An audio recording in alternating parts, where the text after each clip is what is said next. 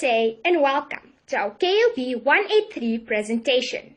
Today, the topic of discussion will be the King 3 Code on Corporate Governance. My name is Shazmin Jusuf, and today my team and I will be analyzing the compliance and non-compliance using the King 3 Code requirements on the Vodacom Integrated Report of 2015. Now, before I begin, the question I would like to propose to you is, what if we lived in a world without laws, regulations, guidelines, and rules? I bet you have come up with the same conclusion as I have. The world would be a catastrophic place. Now, this brings me to the importance of our video today on the King 3 Code. The King 3 Code on Corporate Governance is a report which provides guidelines and rules on governance structures and operations of companies in South Africa. Going back to my question, since we are focusing on the company Vodacom, let us picture a company without laws, regulations, and rules in which they follow.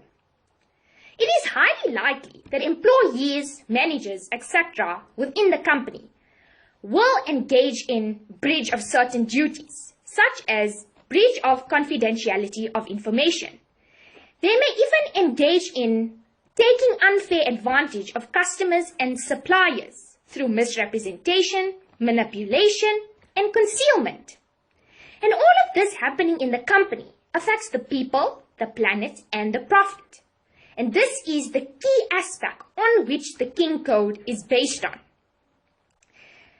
And the King Code aims to have reporting in an integrated manner, thereby focusing on the people, the planet, and the profit, and not only focusing on the outflows and inflows within the company. So, today, the structure of our presentation will be as follows. I will be giving you a little more of a background on Vodacom and more detailed explanation of what exactly the King 3 Code of Corporate Governance is in the next few slides. And then my team and I will be analyzing whether Vodacom has complied or not complied with the requirements of the King 3 Code. I thank you for joining us in this presentation and hope you enjoy the rest. As mentioned earlier, we will be analyzing the compliance and non-compliance on the Vodacom Integrated Report of 2015. Now, who is Vodacom and what services do they provide? Vodacom was a company founded in 1994. They are the leading African communication provider and have over 61.6 million customers. The services they mainly provide is messaging, data, voice, financial services, self-service care, and digital content services. Now, coming to the last set of background detail. Just to recap, we have said that the King 3 report is a set of guidelines and rules based on corporate governance structures and operations in South Africa. There are three main aspects on which the King 3 report aims to strive. These are leadership, sustainability, and corporate citizenship. The inclusivity of all stakeholders falls under sustainability. Throughout the next few slides, my team and I will be discussing and analyzing compliance and non-compliance using the four main headings under the King 3 report. These are ethical leadership, risk management, audit committee, and stakeholder relationships.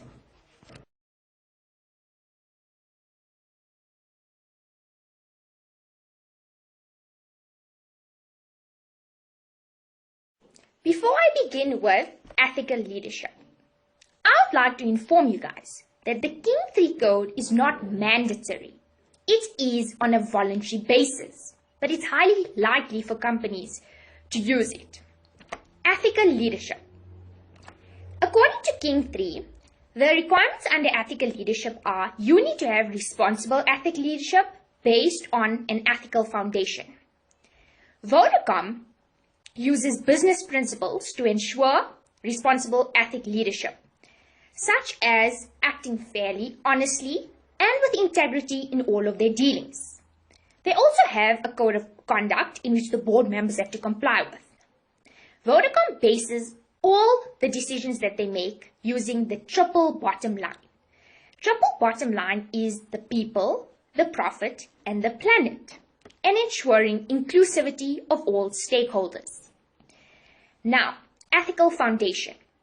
Vodacom has a social and ethics committee in which they focus on preventing bribery and corruption, ensuring employment equity, ensuring that there's no unfair discrimination, and ensuring that all employees and members of the firm follow and are on par with the ethical standards.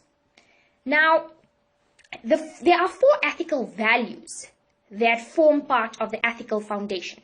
These are fairness, accountability, responsibility, and transparency. However, from the investigations we have done, we have found the Please Call Me scandal that Vodacom was engaged in. This affected compliance with the fairness ethical value. The Please Call Me scandal began in 2001 and was only solved 16 years later in 2016. A former employee of Vodacom invented this Please Call Me creation. It is where Vodacom subscribers are able to send callback requests to other subscribers if they have insufficient funds on their cell phones, for example. Vodacom failed to recognize the former employee as the inventor, and they failed to compensate him for over 15 years. And it is believed that Vodacom engaged in a very unethical and unfair practice because they did not act and provide fair consideration to the legitimate interests and expectations of the former employee who was a stakeholder of the company.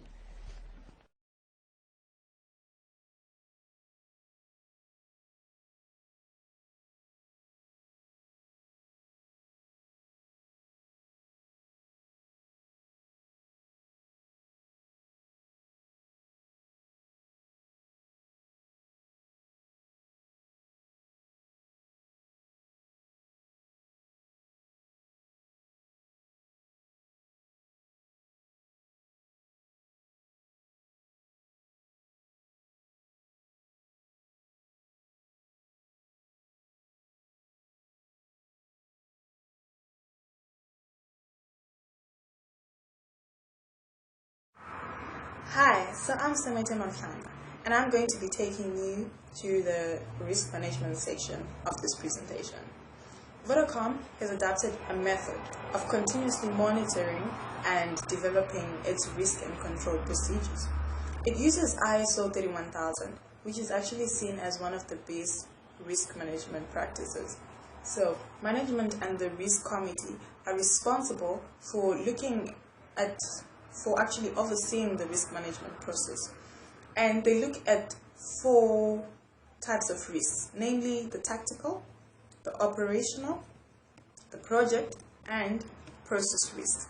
Okay, so when they mean tactical, they're looking at the risk that could arise from the strategy that has been set by the company. And then operational, they're looking at the risk that could arise from the way of dealing, like the day-to-day business of the firm. And then the project, the risks that could arise from whatever project whatever investment they've put into any project, so whatever risks could come out from there. And then the process risk, whatever risk could arise from the processes that the firm has. Like, for example, a process like manufacturing process, but now looking at whatever process a company like Vodacom could have. So Vodacom also has 3 committees, namely the Audit Risk Compliance Committee, the Group Risk Management Committee, and the Subsidiary Risk Management Committee. Okay, in risk management now, there are 6-step processes, right? First step is that of identifying the risk. So we're defining the risks that could be there. So we find out what risks are available or that could rise. And then the second step is that of assessing the impact that these risks have on the business. So we have the risks that could arise, and then we find out what is the impact that this risk will have on the business. And then our third step is to assess the likelihood of this risk happening. So we're checking out, so what are the chances of this risk actually happening? And then the fourth step is that of classifying the risk. So basically we're ranking them, as in which one is the most critical and which one is the least critical. So we want to rank them in that order. And then the fifth step is to treat these risks. So we've seen now, okay, fine, this one is the most critical. Definitely we're going to need to treat the risk so that it does not cause much damage to the business. And then the last step is then to monitor and record the process, the progress made. So we want to monitor and record the success on the risk management process. And then if there's need for improvement, at least we realize where exactly the need is and work on that. Now, Vodacom, we're going to look at Vodacom in relation to the King 3 report. Right. We're looking at its compliance with the King 3 report and non-compliance. So Vodacom complied with a few aspects and was also non-compliant with some aspects as well, which I'm going to take you through right now. Okay.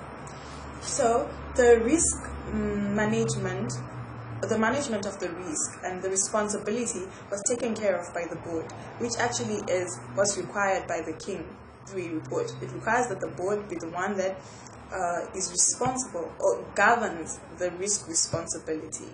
Yes. And then the risks are also with Vodacom the risks were properly monitored, and risks in terms of the King 3 report, the risks should really be properly monitored, and Vodacom managed to do that. So, and also another compliance area was that the board determined the levels of risk tolerance. So King 3 report requires that a business should have levels of risk tolerance, how much they can tolerate a risk, or if it reaches a certain level, is it too much or is it still okay or something like that. So Vodacom had that. It determined levels of risk tolerance, so it did comply with the King 3 report. And then appropriate responses were also developed to treat and deal with the discoveries, the risks that came up. So King 3 report requires that you bring up responses to treat those risks that you've identified, and Vodacom did that. However, now Vodacom was non-compliant with one area, and that was it did not monitor continuously. Yes, it monitored. Remember I said it earlier on that it did monitor its risk processes, but now it did not continuously monitor, because the King 3 report requires that a continuous monitoring should be done. So Vodacom did not continuously monitor, hence it skipped a possible risk. Actually, it skipped a risk that rose later on. For example, looking at the Please Call Me scandal, it did not identify the legal charges, the risk of the legal charges that could rise actually from not paying the guy who came up with the idea. So the guy invented, and then they didn't pay him. They did not anticipate the risk that could arise from not paying him. And actually what happened was the legal charges were charged against the business, and the firm had to incur those costs. So if they had done continuous monitoring, they would have noted that, okay, this risk could happen. They could have checked out the likelihood of it happening and looked for a way forward before they had to face those legal charges. So yes, those are the complied and non-complied points of Vodacom and the King 3 report. Thank you.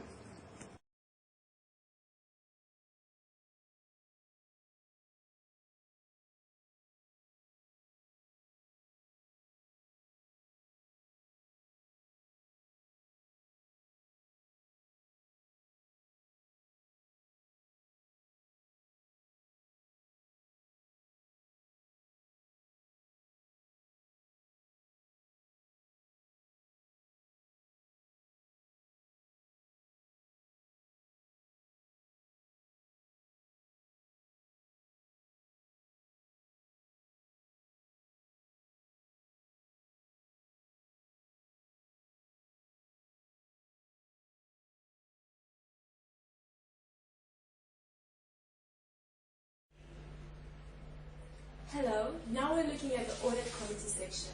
The audit committee is one of the 4 essential committees that the King Code requires every company to have. The audit committee's main role is to ensure the integrity of the financial report and oversee the audit. It is required to have members who have sufficient knowledge and expertise, as well as resources to fulfill the company's finance function, as the finance function is the main purpose of the audit committee. And the audit committee is required to have 4 meetings every year and any additional meetings if they deem it necessary. An attendance register is required to show which members attended every meeting during the year. The members of the audit committee are required to be independent and non-executive directors. This means that they are people who have no relationship to the company. They are not allowed to be employees of the company. They're just individuals with an arm's length relationship with the company. Some of the responsibilities of the Vodacom's audit committee include reviewing the content of the summarized information regarding the integrated report of the company that is published to the stakeholders, monitoring significant risks that affect the integrated report and the company, monitoring the compliance of the company to legal laws, and monitoring the tax matters of Vodacom. According to the King Code 3, the functions of the audit committee that every audit committee of every company should comply to, that I have not mentioned previously, include nominating external auditors who perform the external audit. These external auditors are required to be independent individuals with an arm's length relationship with the company. Secondly, overseeing and approving the internal audit plan and the actual internal audit process that is performed. Thirdly, ensuring that a combined assurance model is applied to provide a coordinated approach to address all the significant risks facing the company. Vodacom's audit committee has complied with the following. The members of the committee, as well as the chairperson of the committee, are independent directors, and the members have sufficient skill and experience to perform the functions of the committee.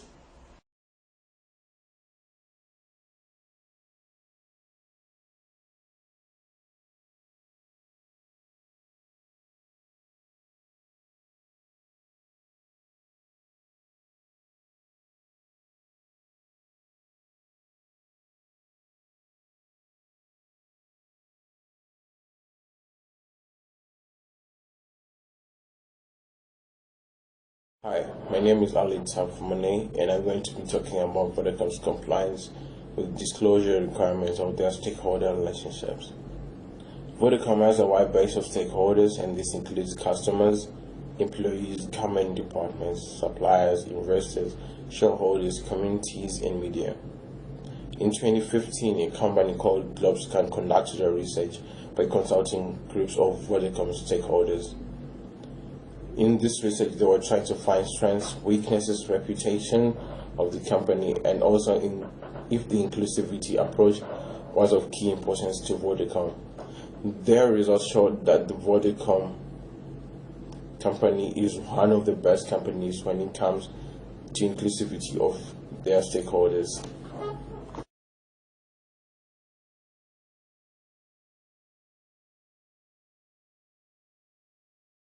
According to the Vodacom's Integrated Report of 2015, they comply with every disclosure requirement of their stakeholders.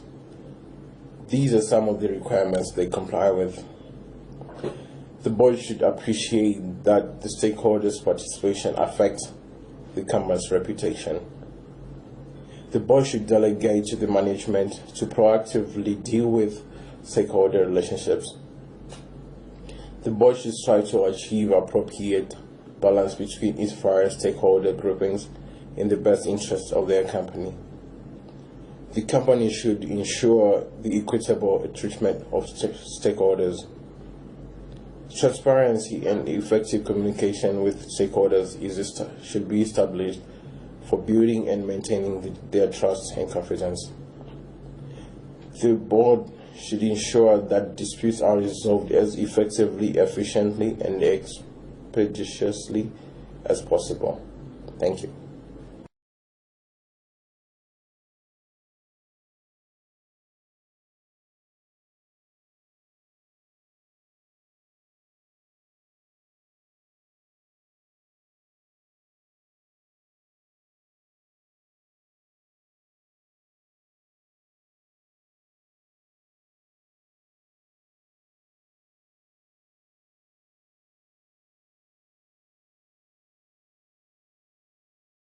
we addressed the requirements and analyzed them.